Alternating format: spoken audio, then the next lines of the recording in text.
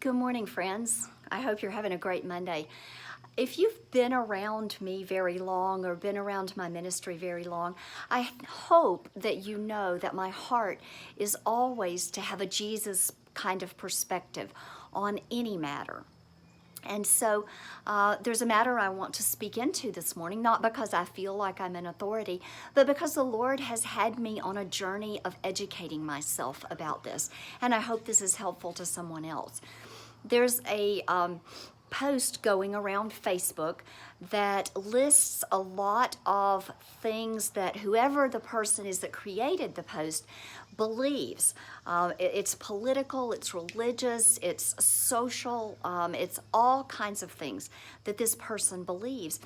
And many of them I do agree with. But about 2/3 down the list, it said that there is no white privilege.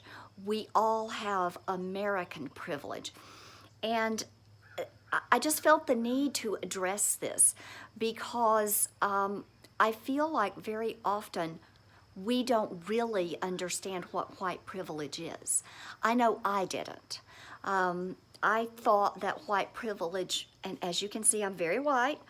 I thought white privilege meant that people of color and of other races didn't think that white people deserved what they had, that they didn't work for what they had, that it was all given to them.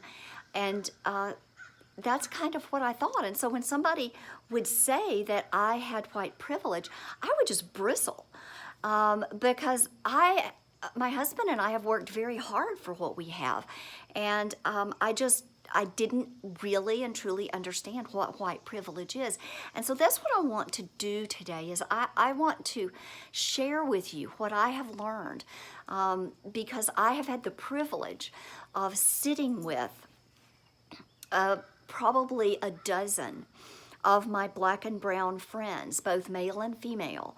And I invited them to sit with me. I asked them, would you tell me your story? Would you tell me how racism has affected you in your life?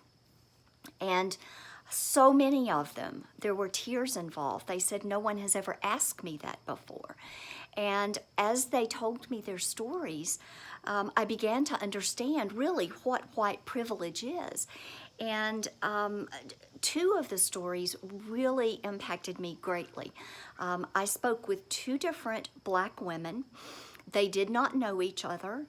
They were not raised in the same areas of the country. One was raised up north, one was raised in the south. They knew nothing about one another. But as I asked them to tell me their stories, with the exception of minute details, like location and just some small things, those two women, and they're about the same age, told me the very same story. And it illustrates so much about what white privilege truly is. One of them told me about the time when she was a young woman, a late teen. She was dating a guy whose father was, fairly well off and had given him a nice car as a graduation present. And she said that without fail, every time they left the county in which they lived, they would get stopped by a police officer. And she told me that parents of black children always educate their children regarding what happens when they get stopped, because they will get stopped, especially if they're boys. She said that black parents tell them that they need to be sure and have certain documents in the car to prove that they actually own it and they didn't steal it, because that's the assumption that that this car has been stolen if it's a nice car driven by a black or brown person. The other woman, who lived in a completely different part of the country, told me that she and her husband, when they go out at night, they are a upper middle class black family who live in a major city in the U.S. They have done very well for themselves. They've worked very hard. They both have great paying jobs, and they drive a Mercedes. One of them has a Mercedes. And when they go out at night, the husband, who is a big football player dude, you know, kind of like my husband, just a big guy, tall, he will tell my friend, "You drive." And that is because police officers do not tend to pull over black women as much as they pull over black men. This is white privilege, y'all. As a white person, I have never had to think about, if I'm driving a nice car, am I going to get stopped and have to prove that the car is mine? I never have to think about that. White privilege is being able to go out in a nice car and my husband drive. My friend who told me about the car, the Mercedes, and how they have to do that when they go out, she posted on Facebook one day, and this is kind of what got me started thinking about this and wanting to educate myself about this. She posted pictures of her beautiful, adorable sons, 2 sons, black children, just adorable children. And she said, "What is the point at which my black, beautiful sons go from being cute and adorable to being a threat to you?" You know, as a white person, I don't have to think about that.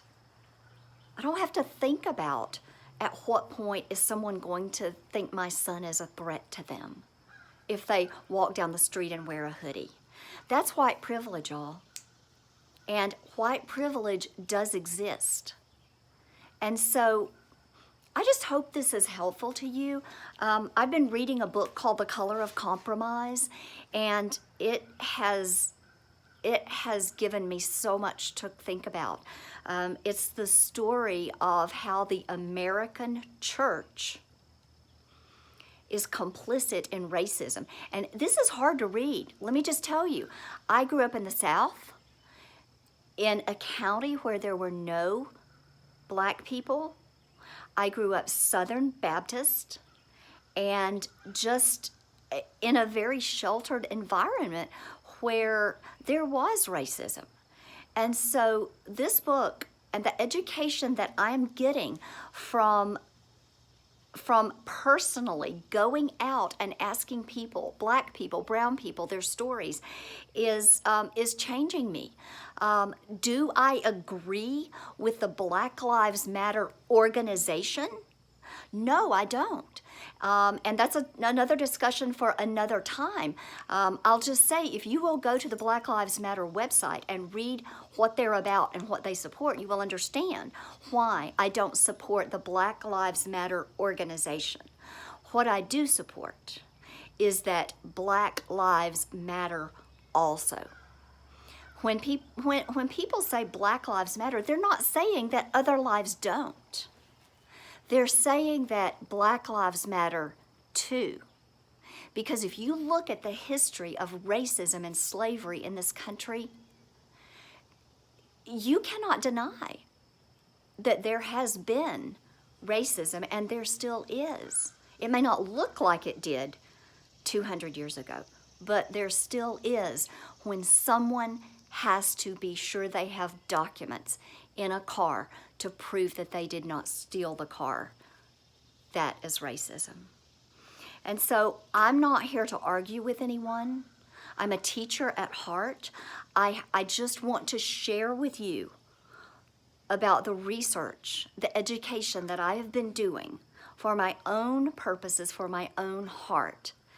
And I want to encourage you to have conversations with your black and brown friends. Educate yourself and make your own decision about this most important issue. Thanks for hanging with me for 10 minutes. I appreciate it. Have a great day.